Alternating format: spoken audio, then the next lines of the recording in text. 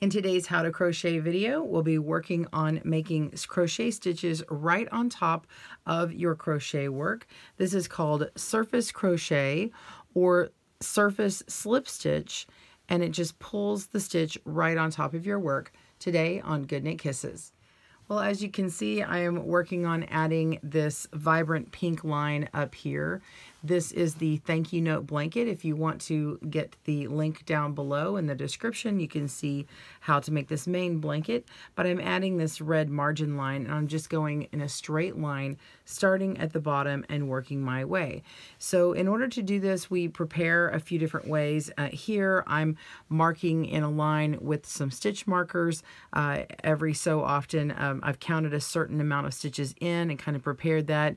Or you can kind of put a little guideline down and work it in every few stitches and then follow your way up. But in order to get started, I'm going to show you on a new spot down here on how to do that. I'm just going to show you midway what is happening, and we'll be starting it in here a moment.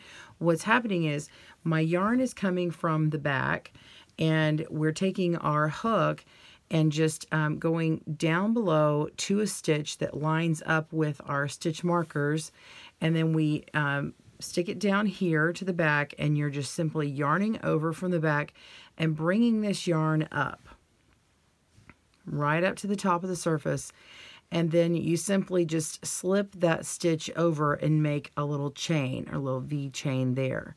And you want to be careful that you're not pulling it too tight, because however tight you pull this, it can make all this chain that's running on the top very tight. So if you keep pulling it really tight, then this whole thing can get scrunched up here.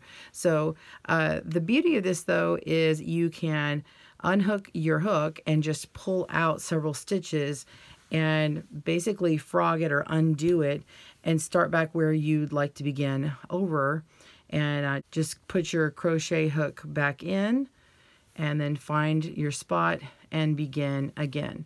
So now that you've kind of seen how it sort of works, let's start over from the beginning here with a new piece. You can see by this little margin that I've got marked off over here. This looks like a giant piece of notebook paper, but it doesn't matter what your project is.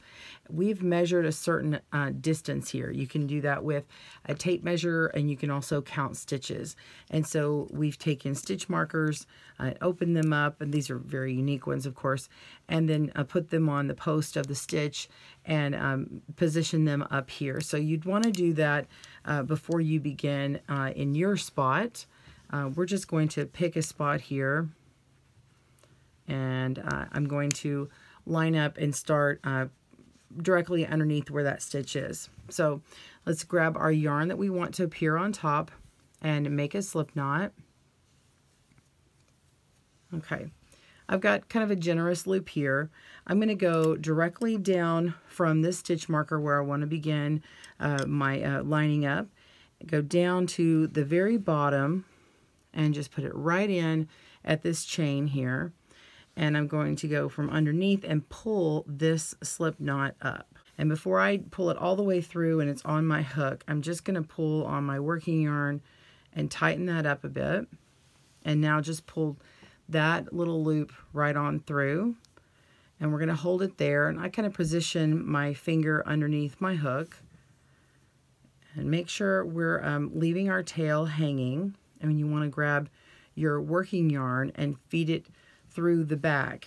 So we're going to take our hook and put it down into the hole that's directly above, like in the line of where we're going, and just dip it right down underneath. And on the back side, you're using your other hand and you're yarning over onto your hook, and then you're going to be pulling it up through that hole. So you pull it right up. Make sure you're not pulling too tight, just keep it nice and loose with your working yarn, and then slip that stitch. Okay? And now you've made your first chain on top. Now you want to go to the next one and line it up with that stitch marker here. Go up to the next hole, push it down, yarning over from the back. That's the part you can't see right now. We're going to pull up that yarn, and then you're going to surface slip stitch. So we're just slipping the back loop over the front loop like that. Okay, keeping it nice and loose. Go up to the next one, yarn over from the back, pull it up, and lift up and over, just like that. And you just keep going until you get to that stitch marker. And then when you do, you can take it off.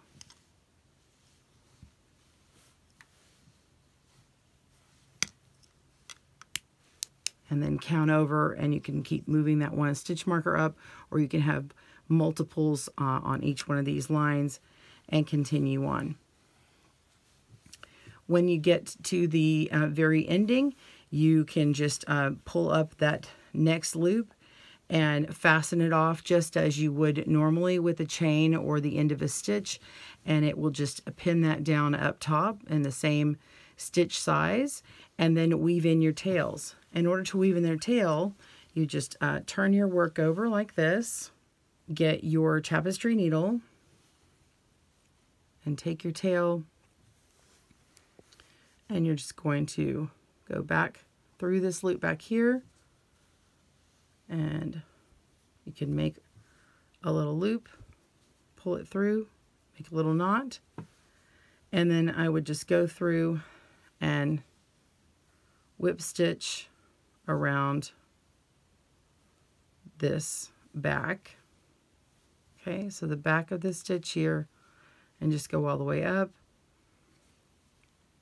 and then you can come back down, splitting through some of that yarn and reinforcing, having that tail in there. Pull it out, clip it off, and you finish that end up, and then you would finish it up the same way at the other side. And that is how you surface crochet or surface slip stitch. I hope that helps you today. Thanks for joining us today, where we help you stitch your love and love your stitches. See you again soon.